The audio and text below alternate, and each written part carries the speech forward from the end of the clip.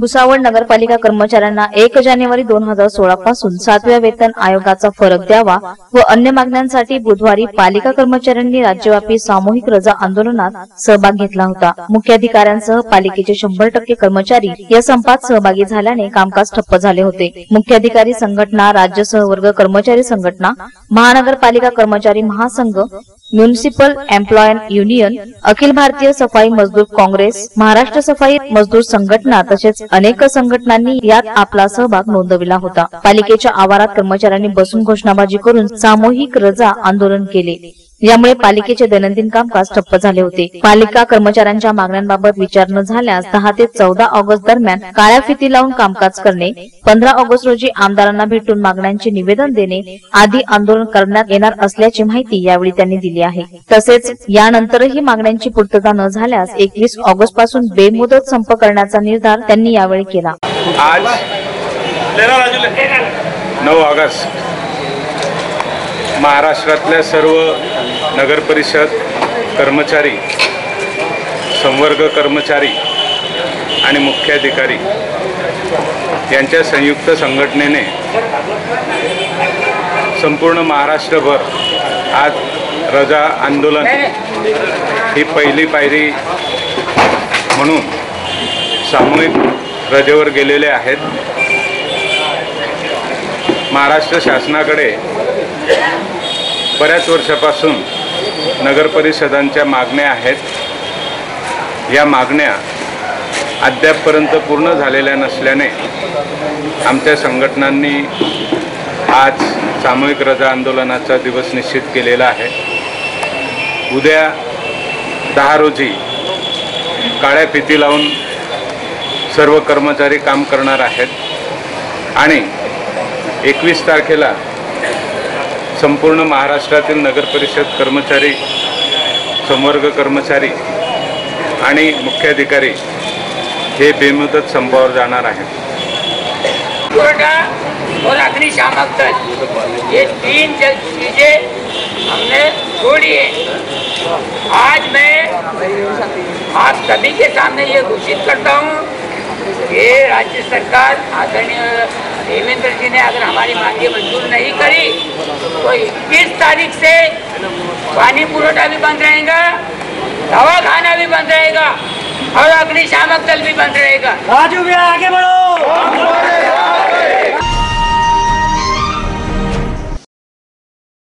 दिनांक 9 ऑगस्ट रोजी सायंकाळी 7 वाजता पापानगर येथे गणपती उत्सव व बकरी ईद निमित्त शांतता कमिटीची बैठक बाजारपेठ पोलीस स्टेशनचे एपीआय श्री मनोज पवार तसेच पीएसआय अनिश शेख यांच्या उपस्थितीत संपन्न झाली। शेख पापा शेख कालू यांनी सुद्धा वार्डातील नागरिकांना मार्गदर्शन केले। येणाऱ्या सण उत्सवात शांतता ठेवण्याचे व सामाजिक सलोखा राखण्याचे आवाहनही यावेळी नागरिकांना करण्यात आले। सदर कार्यक्रमात काझी प्लॉट, पापानगर, गौसियानगर भागातील नागरिक मोठ्या संख्येने उपस्थित होते।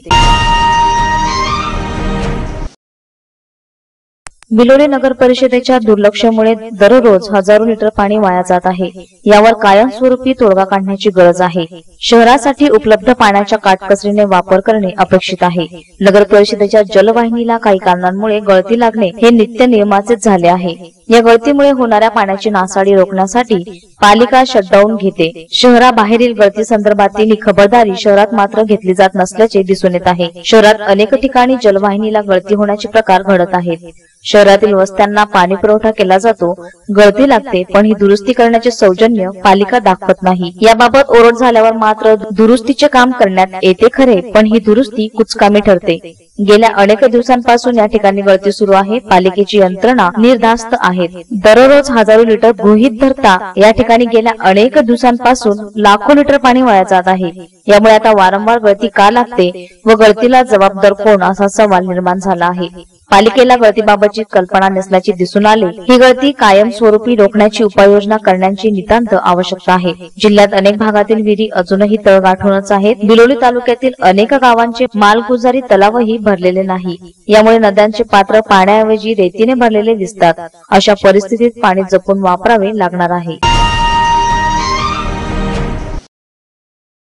वाशिम जिल्ह्यातील रिसोड पंचायत समिती अंतर्गत येणाऱ्या मोरगव्हाण येथे सरपंचपदी सौ कलिंगा श्रीराम कोकाटे तर उपसरपंचपदी सौ गंगूबाई जगन्नाथ गरकड यांची अविरोध निवड करण्यात आली आहे।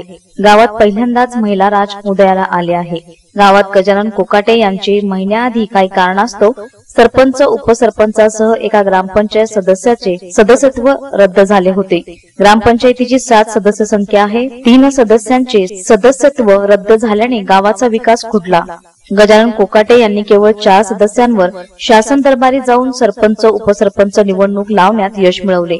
सरपंचपदी सौ कलिंगा कोकाटे तर उपसरपंचपदी सौ गंगूबाई गरकळ यांची अविरोध निवड करण्यात आली। मोरगव्हाण ग्रामपंचायत मध्ये पहिल्यांदाच महिला राज उदयाला आले हे विशेष आहे। निवडणूक अधिकारी म्हणून निकित वार यांनी काम पाहिले। यावेळी पोलिसांचा चोख बंदोबस्त ठेवण्यात आला होता। आपल्या गावासाठी एक आनंदाचा दिवस आहे। मागील 6 महिन्यापासून आपल्या गावाला कोणी सरपंच पद आपलं खाली होतं व आपल्या गावातील समस्या त्या भरपूर विद्रूप त्यांनी घेतलं होतं। पाण्याची समस्या असो, लाईटची समस्या असो, तरी आज आपल्या गावात सरपंचपदी सौ श्रीराम कोकाटे व उपसरपंच गरकळ यांची सर्वानुमते निवड झालेली आहे आणि इथून पुढे आपल्या गावाचा निश्चितच जो थांबलेला विकास आहे त्याला गती मिळेल व आपल्या गावातील सर्व समस्या या सर्वांना विश्वासात घेऊन आपण यांच्या उपस्थितीमध्ये सोडवण्याचा पूर्ण प्रयत्न करू। विविध मागण्यांसाठी बिलोली नगर परिषदेचे 40 कर्मचारी एकदिवसीय संपावर काम बंद आंदोलन करीत आहेत। येत्या 21 ऑगस्ट पासून बेमुदत संप व काम बंद आंदोलन असून यामध्येही सर्व कर्मचारी सामील होणार आहेत। बुधवारी पुकारलेल्या संपात संघटना अध्यक्ष संग्रामसिंह चौहान, सचिव अशोक स्वामी, गणेश फालके, राम गादगे, डीपी शिंदे, गुलाम ऐजदाने यांच्यासह अनेक कर्मचाऱ्यांनी आपला सहभाग नोंदवला होता। दिवसभर संप झाल्यानंतर सफाई स्वच्छता अभियानही राबवण्यात आलं।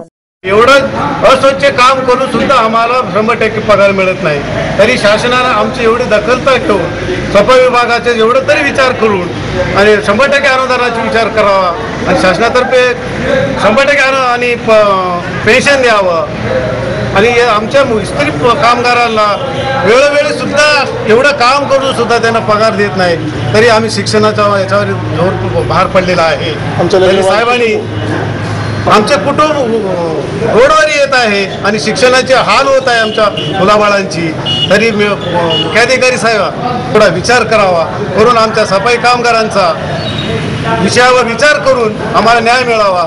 मागण्या करत 5 वर्षापासून 10 वर्ष मागण्या करत राहतो, पण एकही मागणी आम्हाला जवळ पण येऊ देत नाही। मात्र आम्ही सर्व स्तरावर नगरपालिका स्वच्छता, पाणी पुरवठा, त्यानंतर लाईट सर्व नगरपालिका कर्मचारीच काम करतात। इतकं कामं करत असताना पण आजपर्यंत कोणत्याही सुविधा नगर कर्मचाऱ्यांना देण्यात येत नाहीत। आम्हाला कोणत्या कॅरेक्टमध्ये आम्ही समावेश केला तर आमची पेन्शन बरोबर लागवत नाही, पण 7वा वेतन लागतं। आजपर्यंत आमचे 6वा वेतन काही कर्मचाऱ्याचे 6वा वेतन पण मिळालं नाही। वेळेला सहाय्यक अनुदान काही नगरपालिका आमच्या सहाय्यक अनुदानापासून वंचित आहेत। वसमत झालं, बिल बरेच नगरपालिका अशा आहेत की 10 महिने पगार होत नाही। बुलढाणा जिल्ह्यातील डोंगरसावली येथे गरजू लोकांना घरकुल लाभ मिळावा याकरिता स्थायी ग्रामपंचायत समोर दिनांक 5 ऑगस्ट पासून सुरू असलेल्या उपोषणात बसलेल्या उपोषणकर्त्यांनी रक्षाबंधन सण उपोषण मंडपातच साजरा केला। संध्याकाळी 5 वाजेदरम्यान बुलढाणा जिल्ह्याचे भाजपाचे अध्यक्ष माननीय धुरपतराव सावळे यांनी डोंगरसावली येऊन उपोषणकर्त्यांशी चर्चा केली। तसेच सर्व मागण्यांबद्दल विचार केला जाईल व मीटिंग घेऊन मंजुरी करण्यात येईल असे आश्वासनही त्यांनी यावेळी दिले। मान्य सावळे यांच्या आश्वासनाला मान देऊन 5 ऑगस्ट पासून सुरू असलेले हे उपोषण सरबत पिऊन 7 ऑगस्ट रोजी स्थगित करण्यात आलं आहे। वाशिम येथे झालेल्या दंगलीत कालिकेश्वर कावळ मंडळातील सदस्यांना पोलिसांनी परभणी येथून अटक केली। कावडची विटंबना केली, कावड धारकांना अमानुष मारहाण करून खोटे गुन्हे दाखल केले। पोलिसांनी केलेल्या कारवाईचा हिंदू बांधवांनी निषेध नोंदवत 9 ऑगस्टला वाशिम बंदचा इशारा जिल्हाधिकाऱ्यांना निवेदनातून दिला होता। वाशिम येथे 3 ऑगस्टला 2 गटात दंगल उसळली। पोलिसांनी निरपराध कवाडधारींना टार्गेट करत अमानुष मारहाण केली। कावड मंडळ श्री क्षेत्र परळी वैजनाथ येथे पाणी आणायला जात असताना पोलिसांनी परभणी येथे जाऊन कावडची विटंबना केली। कावडधारींना अमानुष मारहाण केली। वाशिम पोलीस स्टेशनला आणून खोटे गुन्हेही दाखल केले। या घटनेच्या निषेधार्थ पुकारण्यात आलेल्या बंदला व्यापारी, छोटी मोठी दुकाने बंद ठेवण्यात आल्याने जनतेची गैरसोय झाली। भाजी मंडी बंद असल्याने जनतेला अतोनात त्रास सहन करावा लागला। बाहेरगाववरून येणाऱ्या जनतेला हॉटेल, दुकाने बंद असल्याने पिण्यासाठी पाणी मिळू शकले नाही। दोषी पोलीस अधिकाऱ्यांवर कठोर कारवाई न केल्यास उग्र आंदोलन छेडण्याचा इशारा हिंदू संघटनेने दिला आहे। माजी राज्यमंत्री संजयभाऊ देशमुख यांच्या संकल्पनेतून राष्ट्रीय मुस्लिम मंच, भाजपा दिग्रस तथा संजयभाऊ देशमुख मित्र मंडळाच्या संयुक्त विद्यमानाने Ishwar Deshmukh institute of pharmacy Digras येथे सामाजिक सद्भावना वृद्धिंगत होऊन जातीय सलोखा अबाधित राहावा या हेतूने भव्य रक्षाबंधन महोत्सव साजरा करण्यात आला। या प्रसंगी रवींद्र अरगडे, माजी नगराध्यक्ष जावेद पटेल, मुस्लिम राष्ट्रीय मंच जिल्हाध्यक्ष अफजल खान, साजिद पतलेवाले, अॅडव्होकेट रवींद्र गावंडे, रामकृष्ण इंगोले, कल्पना पवार, सुरेश चिरडे, जगदीश राठोड, किशोर कांबळे, यशवंत सुर्वे, रफिक भाई, अरबाज धारीवाला आदींची उपस्थिती होती।